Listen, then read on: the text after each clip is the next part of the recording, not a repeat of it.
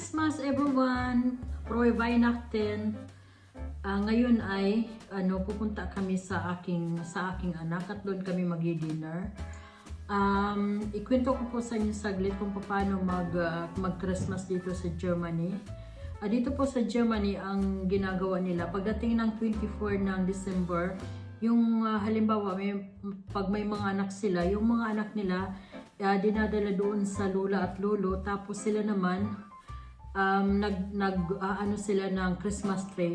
Ngayon lang sila nagbubuo ng Christmas tree, tapos yung mga regalo nila inilalagay doon sa ilalim para pagdating ng mga bata, dinadala na nila sa gabi. Pagdating ng mga bata, naghanda na yung pagkain, yung mga regalo at saka yung Christmas tree. Before, hindi sila nagtatayo ng Christmas tree kasi kumbaga nila yung mga bata, i-surprise nila pagdating nila kasi di ba sabi ang nagdala niyan yung Christkind, yung Santa Claus ang nagdala. So para yung mga bata masurpresa, yun ang ginagawa ng mga magulang. So ganun sila Tapos pagdating naman ng 25 ng December, doon nag-iipon-ipon yung mga ibang mga kamag-anak, mga lolo, o kaya naman mga kaibigan. Pwede din sa 26 din sa mga kaibigan, pwede din. Ganun ang ginagawa nila mga sangka. Yun lang, gusto ko lang i-share sa inyo. Tapos, dito nga pala, pag kayong 24 ng gabi, kung may family ka talagang family lang talaga, hindi yung kasama yung kaibigan, yung gano'n. Kasi syempre, may kanya-kanya naman tayong family.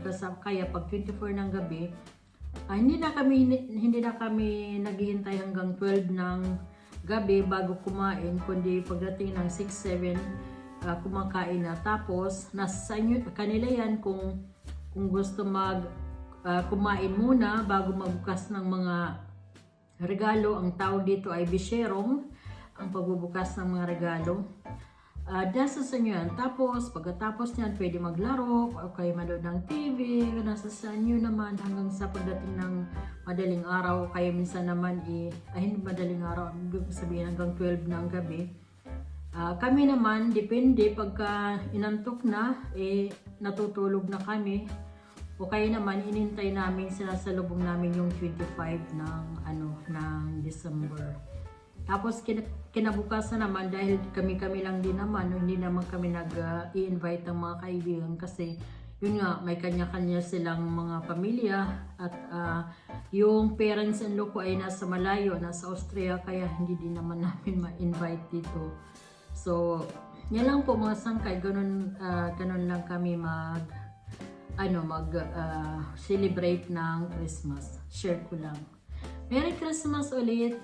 Mag-iingat kayo lagi, enjoy ang dinner ninyo at saka yung pamilya niyo. Sana masaya kayo at healthy at basta, I wish you all the best.